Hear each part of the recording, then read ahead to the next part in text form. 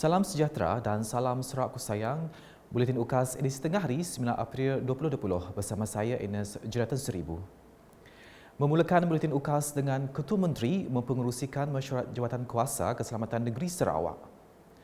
Ketua Menteri Sarawak, Datuk Petinggi Dr. Abang Haji Abdul Rahman Zohari Tun Datuk Abang Haji Openg mempengerusikan mesyuarat khas Jawatan Kuasa Keselamatan Negeri JKKN Sarawak di Bilik Gerakan Negeri di Kuching pada hari ini, Khamis 9 April.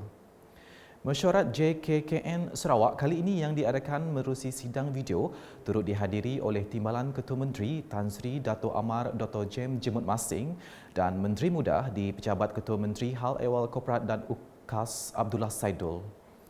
Manakala ahli-ahli mesyuarat lain iaitu Timbalan Ketua Menteri Dato' Amar Douglas Ugah Embas dan Dato' Amar Haji Awang Tengah Liasan, Setiausaha Kerajaan Sarawak Dato' Amal Ja'o Samion serta beberapa menteri Kabinet Sarawak turut mengikuti mesyuarat sidang video yang dikelolakan oleh Sarawak Multimedia Authority SMA itu.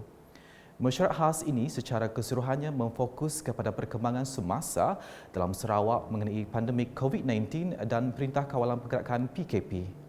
Beralih dengan perkembangan COVID-19 dengan Sarawak merekodkan 18 lagi kes baharu positif pada Rabu. Dalam sidang media COVID-19 di Kuching, Menteri Pelancongan, Kesenian dan Kebudayaan Dato' Abdul Karim Rahman Hamzah berkata, jumlah ini menjadikan jumlah bilangan kes di Sarawak sebanyak 306 kes sejak kes positif pertama dilaporkan pada 13 Mac lepas.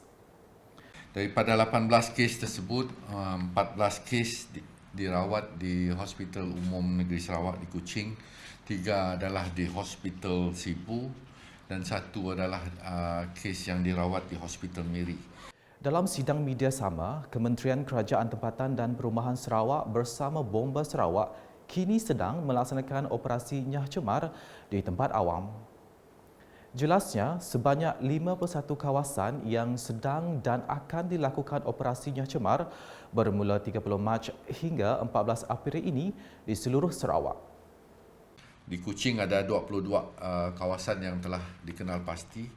Di Miri ada 8, di Semarahan ada 7, di Sibu ada 4, di Serikir ada 4, di Lembang ada 3, Betung ada 2 dan juga Seri Aman ada 1.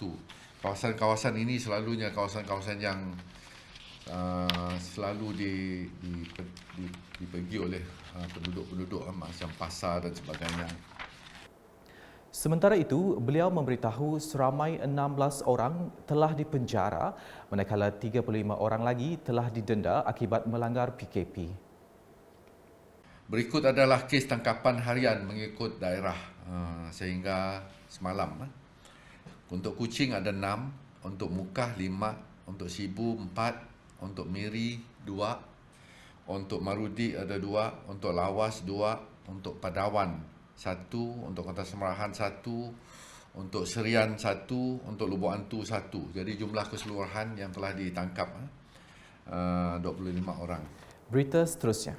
Menteri Kebajikan, Kesejahteraan Komuniti Wanita, Keluarga dan Pembangunan Kanak-kanak, Datuk Seri Fatimah Abdullah dalam satu kenyataan media pada Rabu sekali lagi menafikan dakwaan mengenai kelewatan bantuan bekalan makanan diagihkan oleh kerajaan negeri iaitu 20 hari selepas pelaksanaan PKP adalah tidak benar.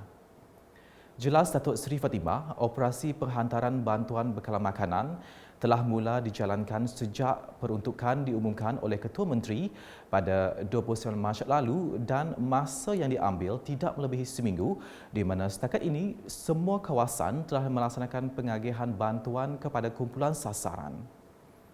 Beliau yang juga Timbalan Pengerusi Jawatan Kuasa Rantaian Bekalan Makanan menambah objektif jawatan kuasa dalam memastikan rakyat dibekalkan bantuan makanan asas semasa tempoh PKP. Berikutnya, laporan mengenai bantuan makanan Sarawak Kusayang. Di Dun Meradung, adunnya Datuk Ding Kuong Hing berkata, kerjasama rakyat penting dalam mematuhi PKP semasa pengagihan bantuan makanan Sarawak Kusayang kepada 550 buah rumah di Meradung. Sementara itu, Kapitan Ham Chi Kim dari Sungai Petai melahirkan penghargaan kepada usaha Ketua Menteri dan juga Datuk Ding Kuang Hing menyalurkan bantuan kepada rakyat pada masa ini.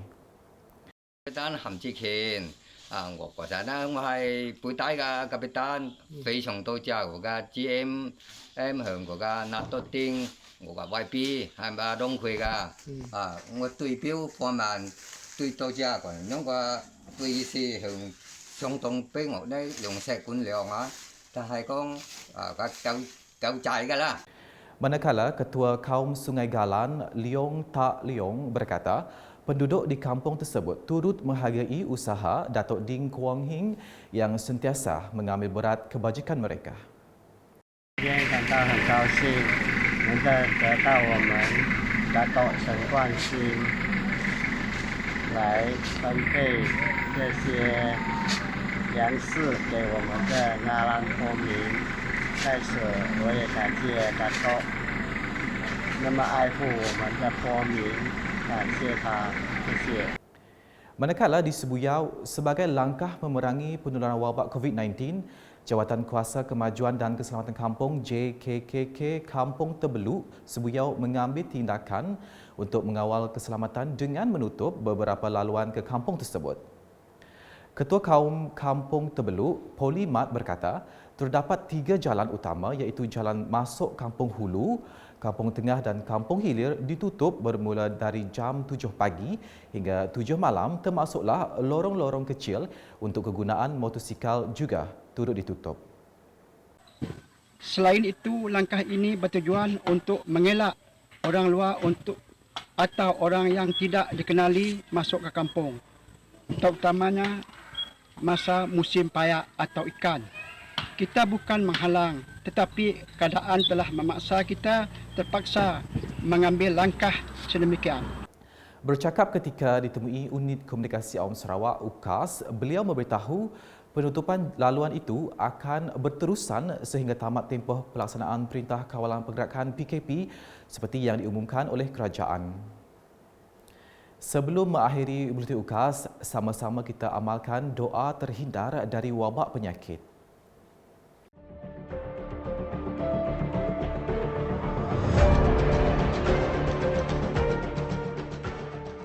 Bismillahirrahmanirrahim.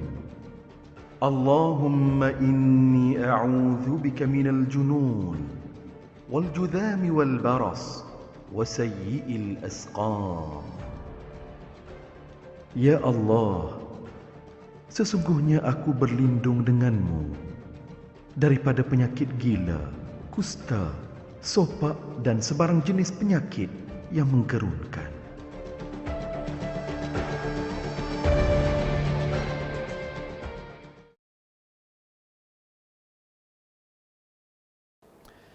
Sekian edisi Tengah Hari bersama saya Ernest Jonathan Seribu dan kru penerbitan. Ikuti berita selanjutnya pada Buletin UKAS edisi petang. Jaga diri dan sentiasa berwaspada. Dapatkan berita terkini Sarawak setiap hari dengan melayari ukas.sarawak.gov.my atau di Facebook, Instagram, Twitter dan saluran YouTube Buletin UKAS. Salam UKAS.